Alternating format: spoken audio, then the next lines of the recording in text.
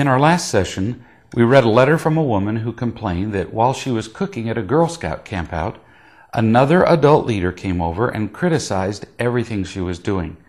She felt trapped, and when she finally tried to get the woman to stop pushing her around, the woman became angry. I suggested that she felt trapped only because she felt a need for the other woman's approval. When she finally spoke in anger to the empty and unloved woman, her unloving approach only fanned the flames of an already tense situation and made it worse. Now, back to the writer of the letter. So how do you avoid situations like this?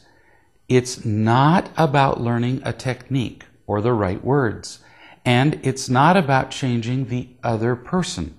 As we discussed in our last session, all this happened because you were afraid of losing her approval and because you let her continue controlling you.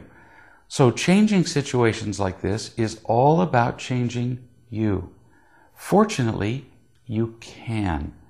The first step is simple understanding.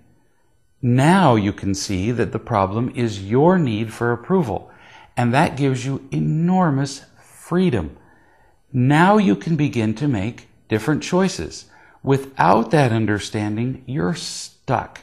You're stuck making the same choices over and over again. People like this can put you in the same situations forever, and you'll feel stuck every time. Now you can begin to change all that. Conditional approval is a form of imitation love.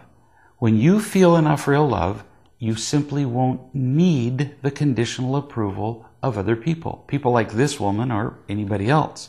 So if somebody like this came up to you and started offering advice, you would not feel stuck. It wouldn't matter to you what they thought. Now, let me emphasize that not being afraid of losing their approval is different from an attitude of up yours.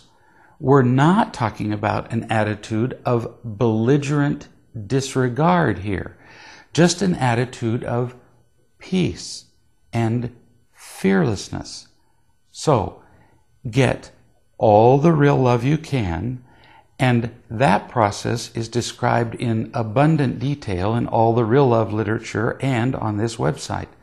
Then you'll feel whole and complete.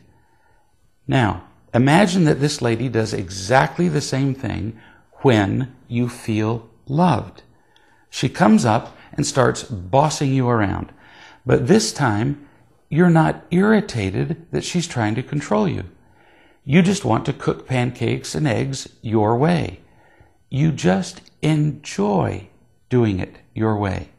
And you're not afraid to tell her that. It's that simple. So you can see how clear the solution to all this suddenly becomes. You simply tell her what I just said. When she starts bossing you around, you say, "Thanks for your suggestions, but I really enjoy cooking pancakes and eggs this way. It's probably inefficient and maybe even stupid, but I'm a bit eccentric and I enjoy it. Thanks again, though." End quote. And you don't need to apologize. And you don't feel the slightest fear of rejection, even though she might be irritated at you, because you already feel unconditionally loved from other people in your life. You're already happy, and you don't need approval from this one person. That's how real love works. Then this woman has the choice to continue to talk to you and enjoy her time with you, or to stomp off in a huff. But that's her choice. And it's your choice not to listen to someone tell you how to cook pancakes and eggs. Isn't that fun? And easy. And not trapped. And peaceful. And loving. And that's what life is like with real love.